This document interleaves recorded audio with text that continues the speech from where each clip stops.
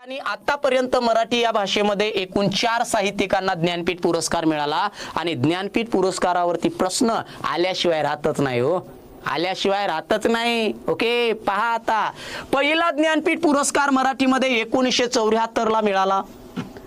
1974 ला कोणाला मिळाला? वि स खांडेकर यांना मिळाला। कोणत्या कादंबरीसाठी मिळाला? ययाती या कादंबरीसाठी मिळाला। विषय संपला। विष्णू सखाराम खांडेकर यांना 1974 मध्ये ययाती या कादंबरीसाठी पहिला मराठीतील ज्ञानपीठ पुरस्कार मिळाला। यावरती अनेक प्रश्न फिरून फिरून विचारले जातात।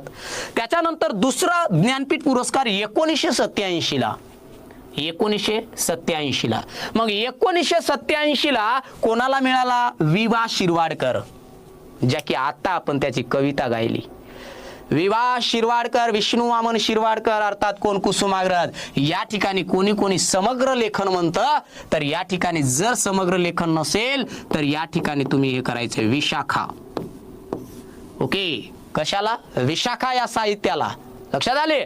तर कोणी त्या ठिकाणी नटसम्राट या साहित्यिकाला म्हणते। म्हणून समग्र लेखन असेल तर त्या ठिकाणी गोल करायचं विशाखा, शिक्षा विषय काय विशाखा असेल तरी गोल करायचं। त्याच्यानंतर 2003 ला विंदा करंदीकर, कोण बाळांनो? विंदा करंदीकर यांना समग्र लेखन म्हणजेच या ठिकाणी कोणतं? अष्टदर्शने या काव्यसंग्रहासाठी। हे पाठच असलं पाहिजे तुम्हाला, हे पाठच असलं पाहिजे।